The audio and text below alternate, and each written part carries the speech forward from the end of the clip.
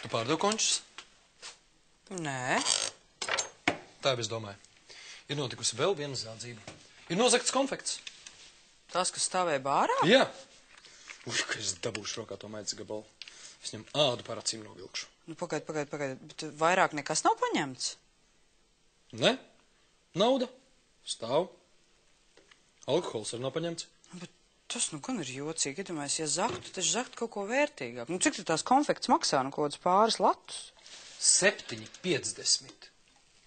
Labi, bet varbūt kāds savējais paņēma. Kāds savējais? Savējais būtu nolicis naudu. Paklau, viss, ej, uzmani bāru.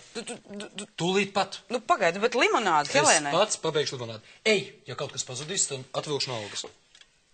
Labi, es varu šodien padežūrēt, bet ko tad mēs rīt darīsim? Mums taču ir jāapkalpo numuriņi, ne taču vēl terasu un biljardu zāli. Rīt būs uzstādīts novērošanas kameras. Aiziet, ej, lūdzu. Tūlīt pat. Tāpēc jau nevajag pacelt balsi. Klausies, es esmu bankrota priekšā un man ir jābūt budistu mūkam. Un es tāpēc esmu vainīga? Nē, piedod, nē. Ej, tagad fiksēji.